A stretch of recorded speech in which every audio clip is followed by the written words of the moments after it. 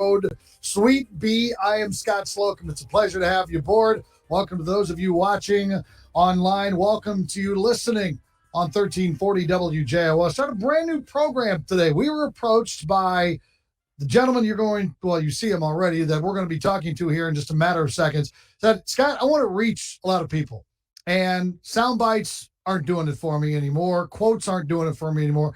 I want to do town halls. And instead of showing up to a building and doing town halls and being able to accommodate a small group of people, Mark Batinick, state representative, said, hey, Scott, can we do town halls on WJOL radio? And I said, absolutely so. So, ladies and gentlemen, without further ado, the name of the program is Policy Nuance with State Representative Mark Batinick, and he joins us live here from our WJOL newsroom. Representative Batinick, good afternoon, sir. How are you doing today?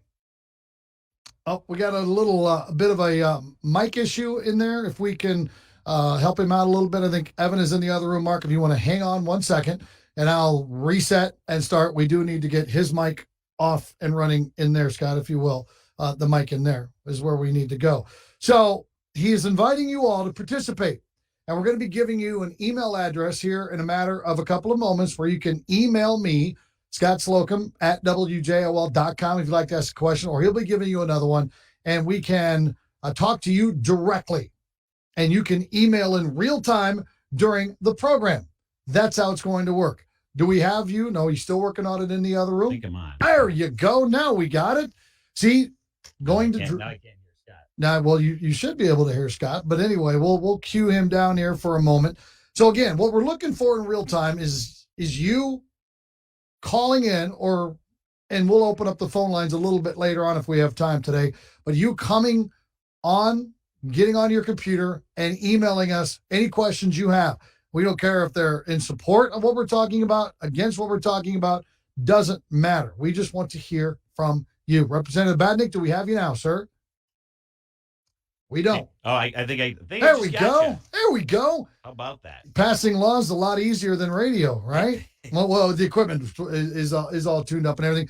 But let's just kind of start back over from the beginning. We're so happy to have you in here, and I'm glad you reached out. I mean, this opportunity is available for any politician, and you actually created this opportunity. So thank you for thinking of us. That I appreciate it. This is your voice of Will County. Happy to be here, and 75% of my district is in Will County. I think you guys reached my portion of Kendall County as well. So I'm excited to really get into the details of what's happening. You know, so much of the world today is about tweets and press releases and snaps and who can be the most outrageous. Right. And that's not how governing works. It seems like that's how so much of the political process works, but that's not how governing works. The world is nuanced, and it takes a deeper discussion. One that it's even hard for me sometimes to do in an email when somebody asks me simple questions about mass or this or that. So we're dealing with a lot of complex issues. Like you mentioned, I love doing town halls. I've done many. They're at a specific time. This is obviously recorded, and it's people can listen to it after the fact. They don't have to leave their house in order to listen to it. Obviously, some people are concerned about being in crowds, and I can tell you there's been some crowds at school board meetings and whatnot lately. So I want to get into those things. I don't want to run away from those things. I want to I want to run to them. And when you have these discussions, and even the questions that I get from constituents sometimes they're just telling me a story about their business, that does help me govern. That does say, hey, I was thinking about it this way, but constituents like when they just want to see logic there, and there's been bills that have been passed that constituents have brought to me. So that's what we're doing. We really want to get into it. I think it's a shame that the world is so hyped up right now. Yeah. I think it's really at the edges. I just saw a Newsweek headline. It was the doomsday variant, and it was the Lambda variant. And if you read the data on it, it's not really the doomsday variant, but hopefully, it's. Everything's at the extreme. So I wanted to have a little bit more of a detailed, nuanced conversation. Okay, again, we are going to take any questions you have. Now, we're not promising you that we'll be able to get to all of them. And if we don't get to a question today, we will in future weeks. As a matter of fact, Mark was on my show earlier this morning and put out an email, and he's got a bunch of questions already. So we have them here, and we're going to try to get to them throughout the course of the program. So what we're going to do is we're going to kick things off and ask Representative Batinick, what we'd like to talk about today. And then we're going to get into the topic. But throughout the day also, we will drop little questions in here or there. And we want this to be, and Mark wants this to be, for you. So you can have any question answered. I don't care if you're a D, if you're an R, if you're independent, like I profess to be, and M. Some people, oh, you're not this or you're not that. I truly am. And if you've listened to this program long enough, you know firsthand that I'm going to ask Mark some tough questions. And if there was a D sitting in there, I would ask them a tough question or any tough questions as well. So, Representative Batinick, I believe COVID is going to be the topic of conversation because that's been the obviously hot button issue for the last 18 months. Yeah, I really want to get into COVID and some of the details on it because it affects a lot of different groups differently. We have to look at it at a little bit more. We need to take a step back and look at it more broadly. Really want to get into specifically masking at schools. By the end of the show, I'm hoping the audience can see kind of the thought process behind my thinking on the vaccine, masking in both public and private schools, what school boards should do, what they can do. And, a lot of times people go to either their village or their school board when really it's a state issue, or they come to a state when really it's a local issue. And I really want to dive into a whole bunch of detailed data, beyond the talking points, detailed data on COVID itself, especially COVID in children, because that's really, really important. And I'm sure we'll get into some behind the scenes conversations in terms of how the sausage is made down in Springfield. Right. Well, it's been difficult because this literally has been one person making all the decisions. Now, that's Governor Pritzker. He says based on the science, based on numbers from IDPH, and they get a lot of their lead, if you will, from the CDC. But how many votes or decisions have you been in on or made regarding COVID as the General Assembly? Folks, you might be shocked to hear this number. I know the answer already. How many? It is zero. Zero. Yeah. Zero. How can that be? Well, it's, there's two schools of thought on it. There's this emergency order. There's a 30-day emergency order that the governor is allowed to have. And I think a 30-day emergency order should be limited to 30 days. And he's renewed it every 30 days for, I think, a year and 7 months now. Okay. And I just don't think that's the best way. I've worked with the governor on COVID on a lot of things. I'm proud of that work. That's something that we're going to get into. But I just think you need more community involvement. One of the things that's really important about not having one person make the decisions or one agency, and why it's important for the General Assembly to be involved, is it's about community buy-in, right? So, and it's one of the reasons why I'm doing this show. If I'm able to explain, hey, I know you're thinking this way, but can we tweak and do this? And here's what we come up with. And if people feel like they're being heard and not dictated to, there's more buy-in from the community on should I get the vaccine? Should I wear a mask? When do I not have to wear a mask? What should the hours of my store be? Should I have, should these stores be open? Should these stores be shut? I think there's certain things that you can do for a short period of time, but after a while, it shouldn't be as dictatorial. Now, to that point, you mentioned the bipartisan nature of this.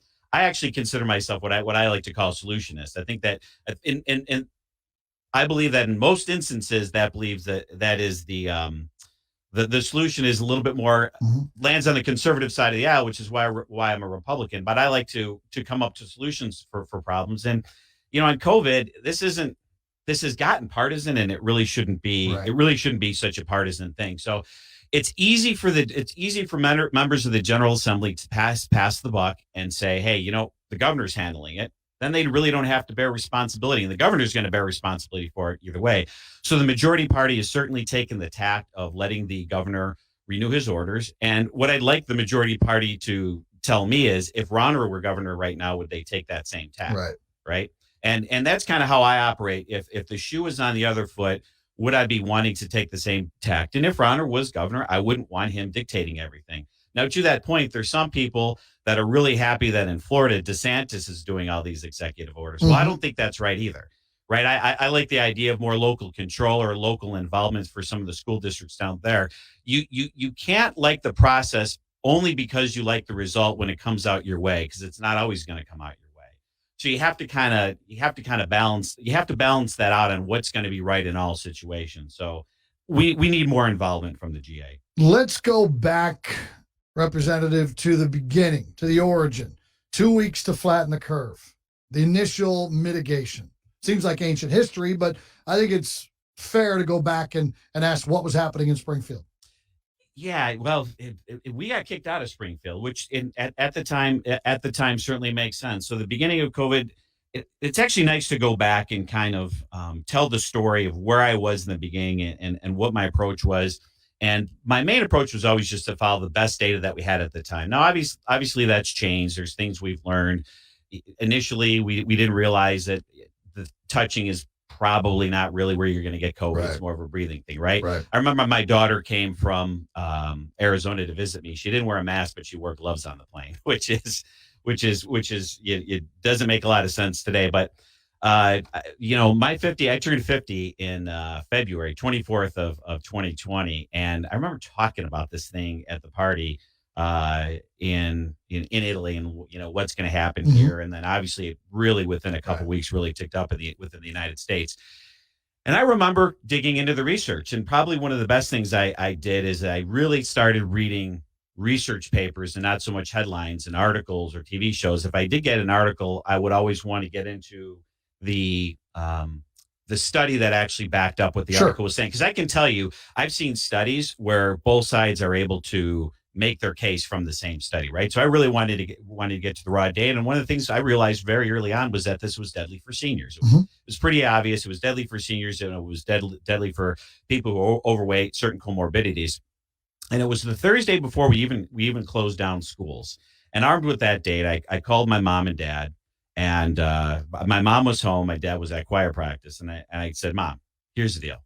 You're not going out anywhere anymore. Right. My brother Dave and I we're going to drop off food at your door, and we are going to get you isolated until we get this thing figured out." And my mom did this riff about, well, dad's at choir practice, which he can sing, and he has a full head of hair, which I'm still upset that he didn't pass either of those genes to me. It's on the mother's side, I believe. Look, I've researched it. It comes from either side because my brother's got a full head of hair too. But in any event, my mom's like, "Well, you're not going to tell dad what to do." And I said, "Well, you tell dad this. If he goes out and gets COVID and gives it to you, he can kill you. That's going to get him to stay home," Right. which it did, right? It got him to stay home. I had this conversation very early on, mid-March, before St. Patty's Day weekend. I hung up the phone. I was at my kitchen table. I hung up the phone and I looked at my wife and I said, "You know what? My parents have my brother and me to do this. There's nobody else Right. for other seniors around the district. And if there's going to be a role for government, it's going to be to help seniors stay isolated." And we didn't necessarily do the best job of this with, especially with the senior living centers early on. So I isolated parents that next Friday morning. I got into my office. I took my chief of staff, had an intern at the time. We brought everybody in, and I said, "This is going to be our finest hour. This is what we're doing. We're going to start a Helping Hands program, and we're going to get volunteers who are younger to go grocery shopping for seniors. So we're just going to get as many volunteers as we can." I went to the cash station. I gave my chief of staff a bunch of cash, personal cash, not worried about it, and said, let's set up a program. We reached out to seniors. We did robocalls. We did phone banking, and we kind of became Match.com between Sure. seniors that needed somebody to go shopping for them and for volunteers. And look, I got to tell you, what the community did was just absolutely amazing. It was a Facebook I remember. post, and we had more volunteers than actually people in need. And we ended up being kind of a staffing agency, because if you look at places like the food bank, and they're often with seniors, or Mhm. Meals on Wheels, whenever there was an organization that needed a group of people, they could always call our office, and we immediately had access to volunteers that wanted to do stuff. We did stuff out in Oswego at the senior center. So that was my approach was always to kind of look at the data, and I saw that the seniors needed help. So that was kind of early on. And I was, like I said, I was really impressed, but I wanted to research more about how this was spreading. And one of the things that I think we did poorly was when we locked everything down, we said, okay, no masks, close all the stores except for the big box stores, Mm-hmm. which Hey, grocery stores, Home Depot, Menards, and stuff like grocery that. store at Home Depot, Walmart, Target. So Yep. you told everybody they couldn't go to work, and the only place they could go to get anything was Walmart or Target. Well, while I understood what the governor did, and I sent him a letter kind of thanking him for his quick and immediate action, I didn't think it made sense to have everybody at one store without a mask on. So I'm kind of famous and infamous for this. Is I was actually the first person, after doing a lot of research, I was the first state official, I should say, to urge the governor to do the mask mandate, because what I saw in the research said, hey, you know what? Let's do this mask mandate. The other side of it was, though, I also wanted to use that as a way to get other stores and businesses back open. So I get my shoes from DNA Athletics in Plainfield. Downtown. Right. Especially shoe store, great shoe store. I don't know why we think it's better to have everybody just at Walmart buying shoes instead of spreading the people out throughout the community and having all those other stores open. So I wrote a letter to him asking for kind of both things. I'm like, look, hey, we probably should be mandating the use of masks, but we probably should have more stores open. And he did the mask mandate, but pretty quickly after that, it took a little bit of time before we got the other stores open. But we got it done. So once again, I was always kind of trying to look at the best science at the time. And I know some people have emailed me about the science of masks in children and adults and in schools and all those things. And we are going to get into that data, but not everybody's going to be right all the time. And one of the things that I was giving the governor, and still do give the governor wiggle room for, is, hey, sometimes when you're making a decision where you're going to choose the less bad decision, no one's going to be happy with the decision because it's still a bad decision. So we're always trying, and that's what I'm trying to do with this. With this is kind of give everybody kind of the mindset of what I was trying to do. So also in the letter, though, I talked about, and this is where it really comes in, is, you can close schools for 2 weeks or maybe 2 months, but you can't close them for 2 years. Right. And for some things that's actually kind of happening now. I mean, we're still talking about maybe what's going to happen with CPS. People are missing doctor's appointments. You had suicide rates go up. You had parks closed. You had people that were drinking more, sitting at home. The gym was closed. They couldn't exercise. So when you're making these decisions about what to close and the mitigations to take, you have to take all those extraneous circumstances into account.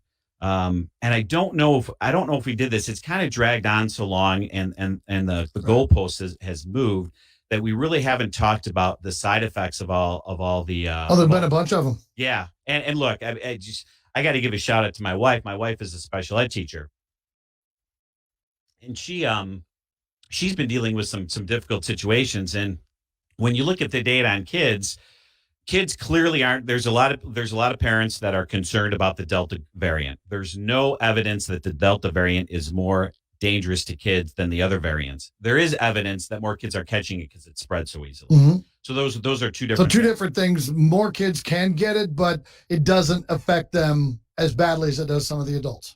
Correct. Is that right? Absolutely. Okay. It's not more dangerous to a kid than the Wuhan variant or any of the other variants if they do get it. So from a percentage basis, we're seeing more kids having infections, but in terms of the severity of it, the severity of the virus itself isn't anything that we see right now isn't any worse. And I look at the thought of some schools are closing and some people aren't going back into school. And I got to tell you, there are going to be millions of COVID kids that never got the disease that are going to be hurt because the mitigations, because of this pandemic. And I'm going to ask you a question. I think I sent you some notes earlier. This was in some of the topics I wanted to talk about. All right, hit me. Do you know what the deadliest disease in the history of mankind is? Like plague, kind of like this? It's a little bit of a trick question. Okay, then I'm not going to venture a guess. All right. So yeah, some people say bubonic plague. So it's poverty. Ah, okay. Right? So poverty has killed or shortened the lives of more people than any plague in history. And even if you look in the United States, I know we have some links on the website, and Debbie, this might be one that we have to put up as well. There's about a 10-year difference in life expectancy for women and a 15-year life expectancy difference for men in the lower and higher income groups. 10 years and 15 years. So there's a dramatic difference. So you look in the city of Chicago where you have a situation where middle and upper income class people are able to continue to send their kids to a private school, which stayed open all last year. They did. And then you compare that to a lower income situation where that kid has been home for a year and a half, and now they're talking where they're still even dancing on whether the kid is going to go back to school. That's a huge difference. And you take a special needs student that is already a little bit behind, that should have had. I was talking to my wife last night about, there's kids that normally would have gotten early intervention before kindergarten. Well, now they're not getting that early intervention before kindergarten. And this isn't just one kid. These are going to be a lot of thousands and hundreds of thousands and maybe millions of kids that are behind.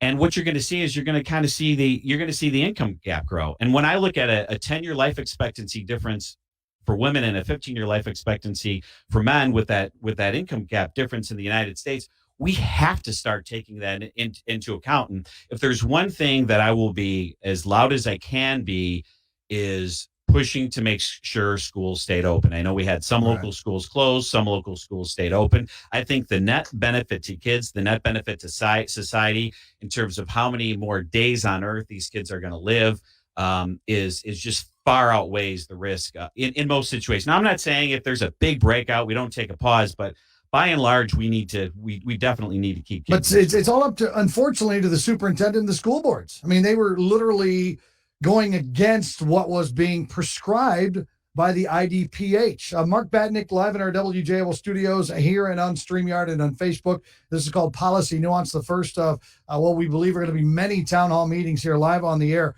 I want to go back to something you mentioned about private schools. Now, last year, private schools opened up. Joliet Diocese opened up. This year, the governor now has them under his thumb. And for those of you that support Governor Pritzker, it's going to be, Slocum's just bashing the governor. I am going to bash him on this. Now, he's in charge of all the private schools, too. How can he do that? Because he's already put a couple of them on a watch list. Timothy Christian up in Elmhurst got not just slapped, they got whacked. How can he do that?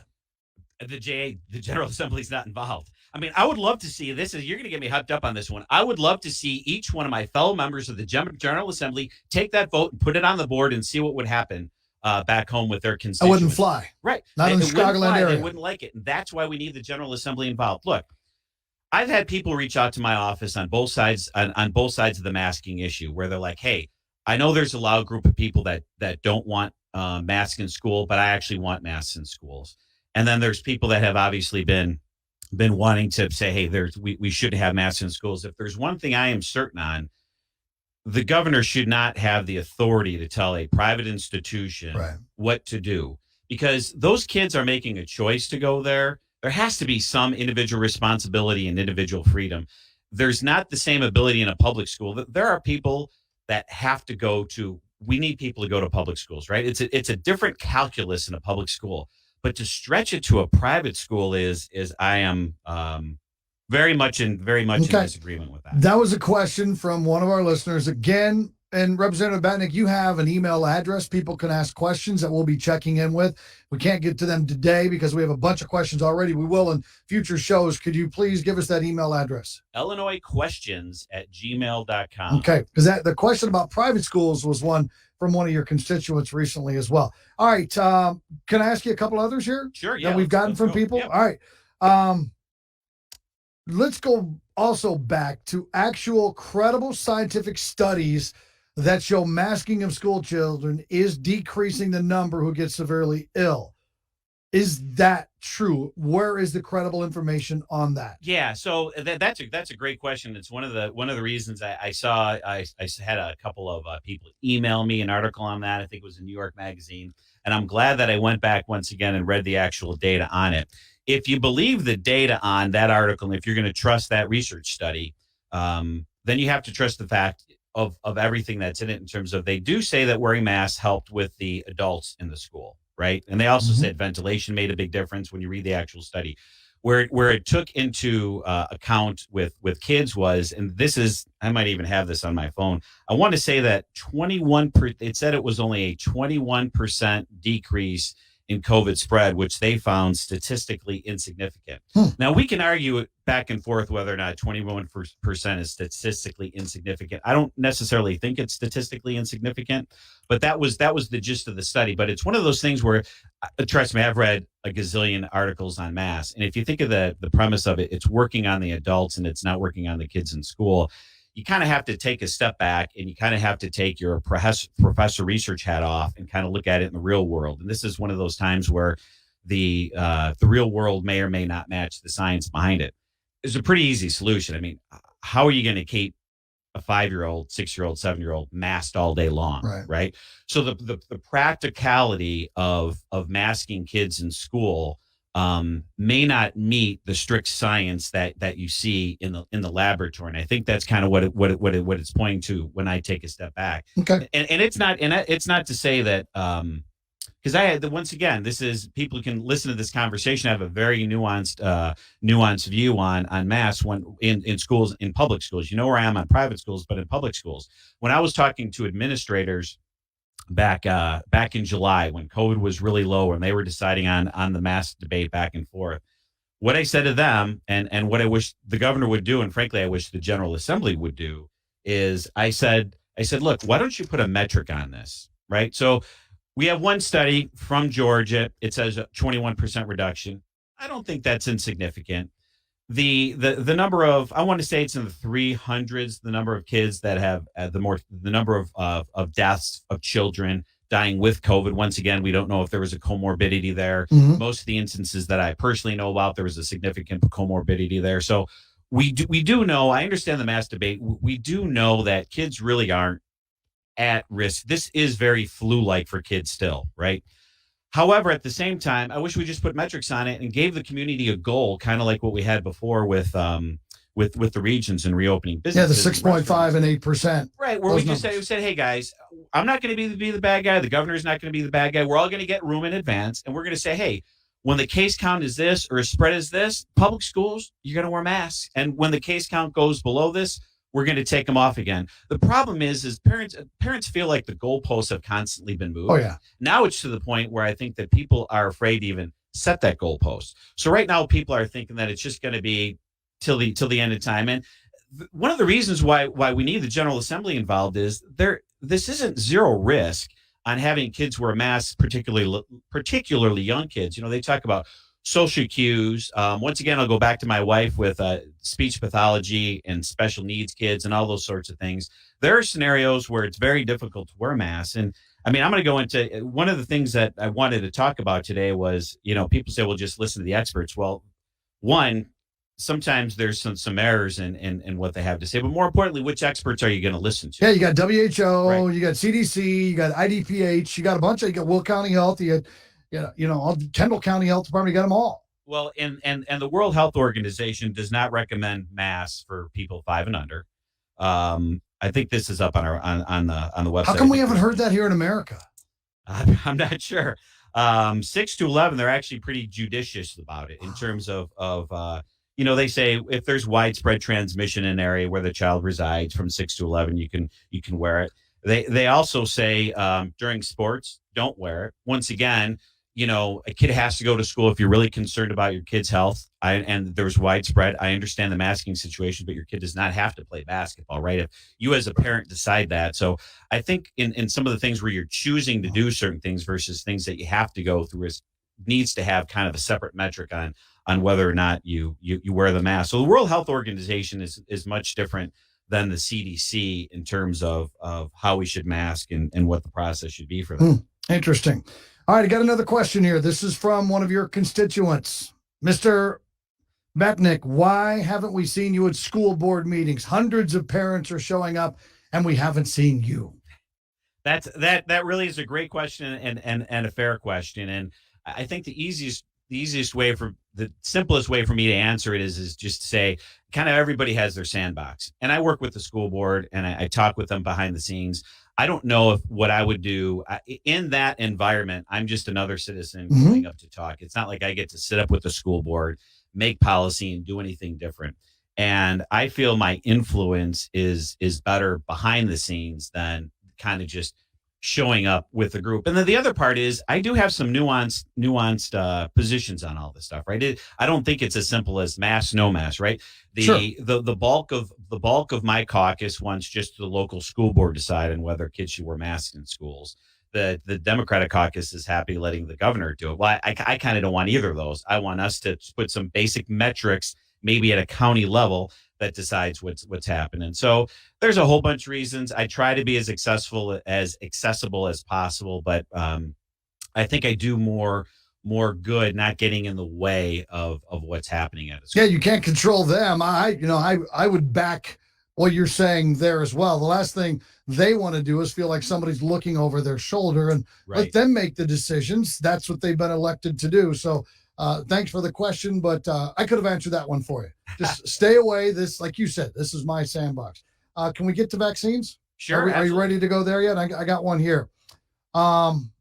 Mandatory vaccines. We're hearing Amita, St. Joseph Medical Center, Silver Cross, some of the other facilities in Will County now are mandating their employees must have vaccines. I got an email today from a woman whose daughter works at Silver, and she's in tears because she doesn't want to get it, but she wants to work to help. So what does State Representative Mark Batinick feel, or how do you feel about mandatory vaccines? Yeah, this is a tough one, and I don't know if I've settled on my final policy. I was actually hoping to have Representative Tim Butler on to talk about this a little bit. Apparently, Butler serves his district, but not the 97th. There's a lot to unpack here. First off, we talk about what businesses can and can't do. Businesses do have the ability and should have the ability to decide what they want to do. So there are restaurants that, if there's a restaurant that says, hey, you can only come in if you wear a mask, or if they decide on their own, that private business, just like a private school can decide not to have masks in school, if a private business decides to have a mask in school or to require a vaccine, that essentially is up to them. I would say there's got to be, we're kind of in a transitioning point until we get to some sort of herd immunity where there's got to be some sort of exceptions. I think it also matters on your age. You know, I had a doctor in my office yesterday, and he's a conservative. I can tell you that, and he is a big proponent of vaccines. Not really sure on vaccines on kids. I'm frankly very happy that they're waiting on the vaccine for kids 11 and under. I think that's just, the data isn't there yet. Kind of the analogy I used is getting the vaccine and being afraid to get the vaccine is kind of like being afraid to get on an airplane versus driving, right? Okay. So it's safer. People are afraid of the vaccine, but math really shows it's a lot safer. It's safer to take a plane than to drive somewhere, but some people don't like to fly. With older people, where I'm really encouraging the vaccine, it's kind of like comparing flying a plane to driving a car blindfolded drunk, right? If you're 70, 80 plus, please, if you haven't gotten the vaccine yet, I don't know what else to tell you. Even my age, 50 plus, I've seen a lot of people in their 30s that have either had serious damage or succumbed to this. So I'm not a mandatory guy. I think businesses, however, should be able to decide what their employees are going to do, especially now since I think the FDA just gave full approval to one of the vaccines. It was Pfizer. Yep. And Johnson & Johnson has now come out and said their booster will be 9 times more effective than the original Johnson & Johnson shot. Right. I saw that this morning as well. So mandatory, no, but I think private businesses have the flexibility to do what they want if what they want to do with their own private business. I think one of the airlines actually came out and said, if you don't get vaccinated, you're going to be charged $200 because our insurance rates are going to go up, right? So private businesses, it works both ways. If a private school can say no mask, then a private business should be able to decide what they want to do as well. Nancy has one, and I like this one. I've really thought about this. So Nancy, thank you very much for asking this question. And the question is, why aren't Americans educated on treatment options? We're hearing from Washington and Springfield, vaccination, which is super important. But there are those that aren't going to get it. There are those who can't get it for medical and or religious reasons. There are very good treatments out there, very good treatments. Why can't we find direction on that? Does that go back to politics as well? Yeah, I think it's a little bit of politics. It's a little bit of treatments is kind of the ho-hum version of everything. Everybody seems to be in the got to do everything, lock everything down, get vaccinated, or this is just like the flu, do nothing. That's kind of where the two extremes are. And treatments kind of fall in between. It's not as sexy, and a treatment that makes the virus less bad. That's not going to be on the front page of a major magazine, right? That's not going to draw anybody in. So I think it's still kind of that partisan desire. I'm going to pronounce his name wrong, but I think Remdesivir is another one that I hopefully didn't butcher. It's doing very well for people. Yeah, I hear that's doing really well. And frankly, there might be an internal push towards, wanting to push people towards a vaccine as opposed to knowing that a treatment's out there. The benefit of a treatment is the treatment only needs, vaccine needs to go through the entire population. Whereas if you had a good treatment, a treatment can just target those that got the illness. Okay. We're talking today with State Representative Mark Batinick. This is a new town hall series that he started up here Wednesdays at noon on 1340 WJOL and on StreamYard. We're watching our friends on video here, and we appreciate him doing this. We really, really do.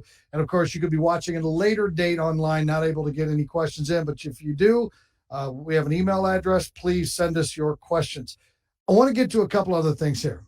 What did we do right as the state of Illinois? Those people that have those signs up that says JB, you know what, in their yard. What are those people wrong about? What has Illinois done right?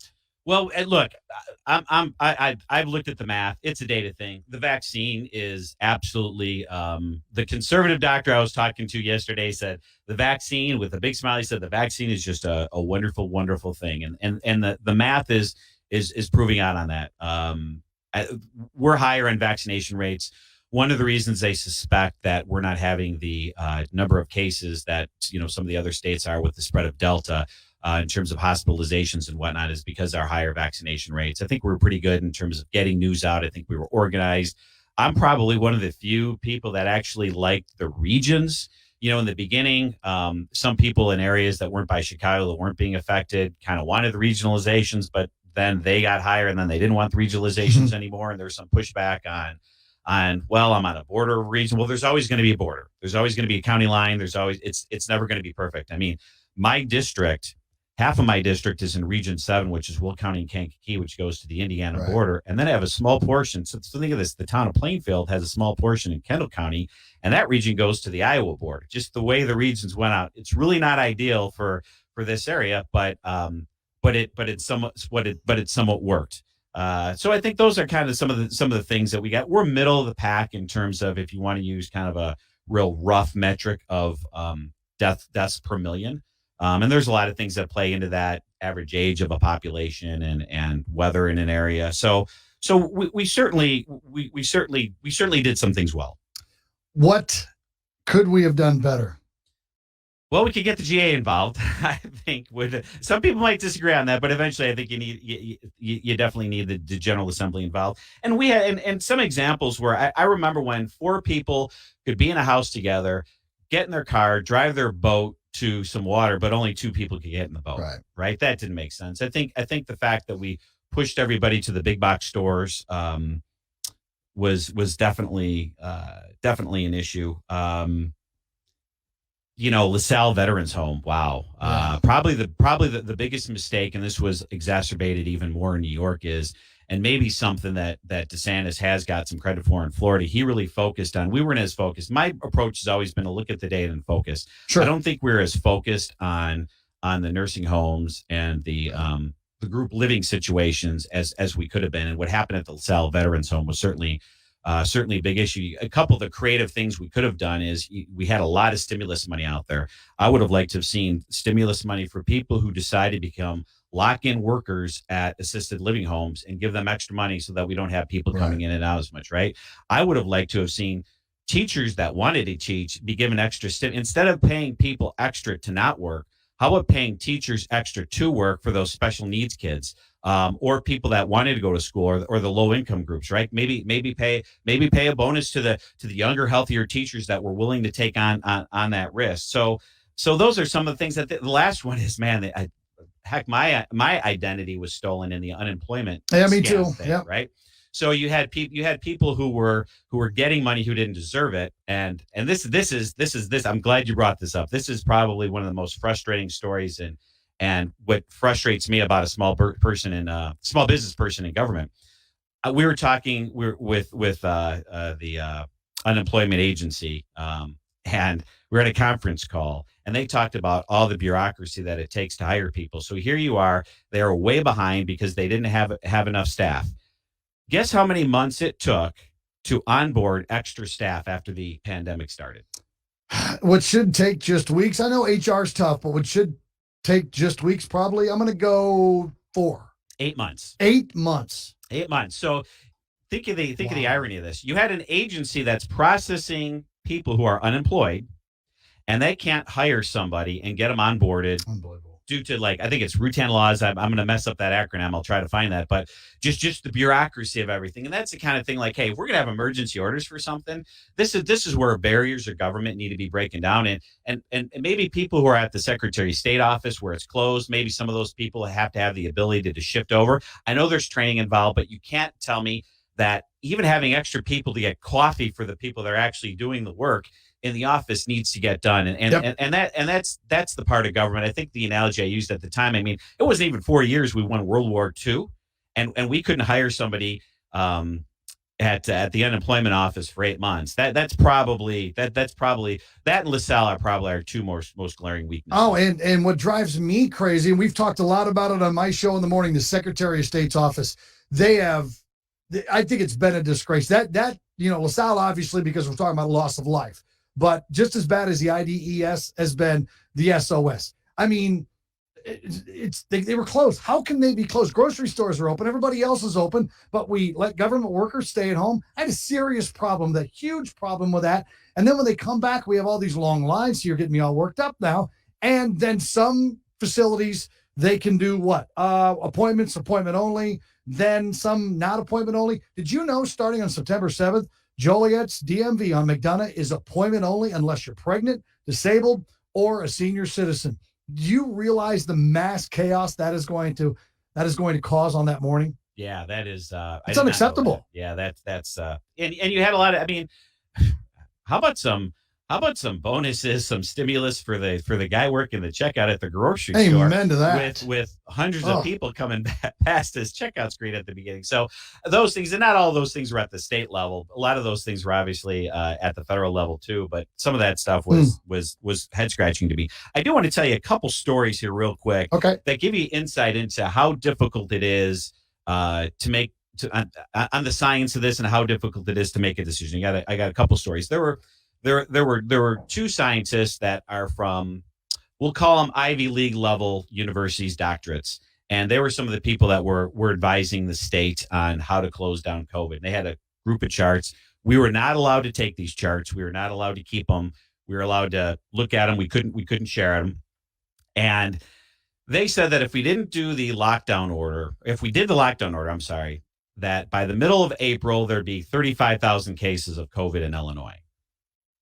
Their graph continued to say if we didn't do the stay-at-home order, that there'd be 1,000 times more cases in the state of Illinois if we didn't do the stay-at-home order. And this was some of the science that was used to lock things down. The problem with that is 1,000 times more cases than 35,000 is 35 million people, which is only 13 million people in the state. And this is what I wanted to get into a little bit more with the vaccine. When you see stuff like this, when you see 2 weeks to flatten the curve, when you see everybody packed at Lollapalooza, but now we're wearing masks at schools, that's one of the things that gets people to not trust the data.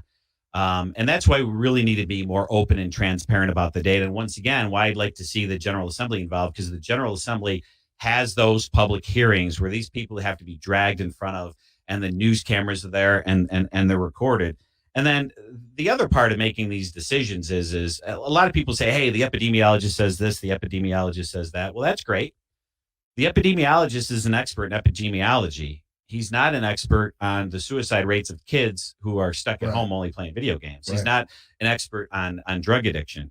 He's not an expert on some of those income gaps that we talked about. And I understand the listen to the science things, but the reason I'm doing this show is because this is the stuff that we're supposed to do in our job. We are supposed to listen to the experts, but we're supposed to listen to all of them. And we're supposed to kind of take that knowledge and do what's best for society. So decisions aren't always really easy, black and white, in what we're supposed to do. And it's a struggle sometimes. I struggle on the answer on mandatory vaccines. I'm kind of like, well, this situation, yeah, this is situation, no, we'll see. I can definitely tell you, older, please, dear God, go get it. I'll tell you a story about my parents, or my family. In my family, I got it. My wife got it. Okay. My two older kids that are out of college got it. teenage daughter got it, and I have a 13-year-old, almost 14-year-old. She got it. The 12-year-old with the vaccine. We actually sat down and had a talk. I kind of made it his decision.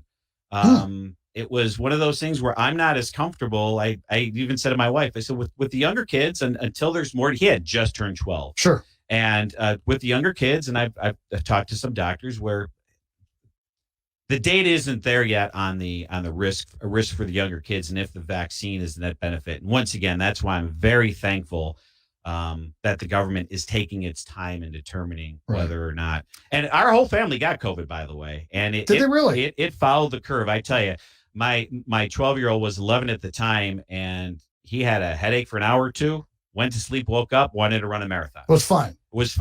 My 13-year-old, a little bit longer of a running cold. My 18-year-old lost sense of taste and smell. My wife got terrible headaches. I slept like a baby for about a week. I just was really sleepy. Wow. So it wasn't too bad, but it doesn't affect everybody the same way. That's why we can't just do these all or nothing sort of scenarios. Right. Well, until kids can get vaccinated, we can't open everything up. I'm not really sure that there's an in-between there that needs to be talked about. Right. Well, I appreciate the fact you're, again, a Republican state representative, and you're sitting here today saying that your entire family got vaccinated. I mean, that's what we need to hear more of. We need to hear people being honest, look at the data, do what's best for yourself and what's for your family, and quite frankly, for your neighbors and your brothers and your sisters. And I think it's cool that you're able to come on here and say that today, because a lot of people would be like, hey, man, I'm going to get it, but I don't want to say anything because some of my constituents don't want it. This has become such a dividing issue. And it obviously got so because we had a presidential election last year. I think the reaction to this whole thing, and, give me your opinion here, more importantly, the reaction to this whole thing was because it was Trump, it was Biden, it was ours, and it was D's, and it was 2018. Yeah, I'm sorry, it was 2020. Well, hey, let's think of this a couple of different ways, though, because this did get political. But let's remember, before the 2020 election, well, let's start with Trump is vaccinated. And one of the reasons why he's probably not president right now is he didn't take enough credit for that whole process, and probably could have a little bit more of a legacy if he was taking credit for that whole process, Operation Warp Speed. But I think it was one of the vice presidential debate where Kamala Harris actually was talking about how she would be uneasy about taking the Trump vaccine. So It was politicized back then. Yep. And then somehow it switched to the other side, which is really just an absolute shame. Which is, there are so many examples of gaslighting, I guess is the right word for it. That's a big word now. Where it's just like, this is bad, this is great, this is horrible, this is fantastic, and it's also crazy how so many times the sides switch on what their belief is on something just based on the political climate, and that's a shame. And that's, once again, which I know I've meandered down a pretty long, curvy road here today, but that's what I'm trying to get to, and trying to get people to understand where I am on the math and why I make the decisions I do. And it's certainly not always black and white. Okay. If you have any questions for future shows, IllinoisQuestions@gmail.com. Again, that's IllinoisQuestions@gmail.com. We have about 4 minutes left in the program for today. We'll be back next Wednesday, 12:07, right here. Same video, same frequency, 1340 AM WJOL and WJOL.com. Representative Batinick, is there anything else you'd like to get out regarding this or any other topic here? Again, you got about 3.5 minutes. 3.5 minutes. Well, I'm going to give a gaslighting example. Then we'll talk about what's going to be coming up in Springfield a little bit. Good. Do you know what the difference between efficacy and effectiveness is of a vaccine? I do not know. Okay, and this is perfect example of how things have really gotten decided. Efficacy means you don't even notice that you get COVID. So when they first came out with the Johnson & Johnson vaccine, you saw the headlines, 67% efficacy. I might be getting that number wrong, but it was right. That's right. Somewhere in the 60s. It was 100% effective in stopping death. Which headline did you see? 66%. Right. You saw the efficacy. And that's why I hope everybody just kind of pauses and takes a step back and really starts to look at, okay, cases are going up amongst kids, but it's not more dangerous just because Delta spreads more. And by the way, I don't think we've seen an update today, or I haven't seen an update today of the numbers, but you are seeing a flat line in Will County on the positivity rate, right? I think it got up to 7.5, and I think yesterday's daily was down to like 7% or somewhere. So there is some good news on that positivity rate coming down. And those are the sorts of things that I hope you get out of this episode, is to take a step back and call me if you want to yell at me. Illinois questions at gmail.com. You can email me. You can call me at 815-254-0000. I'm going to have a busy week before I come in on Wednesday. We're actually going to probably be voting on redistricting, which could be a whole show in and of itself. Yes. And the way we do maps is part of the reason why there's a big divide. How much time do I got left, Scott? You got 2 minutes. Okay.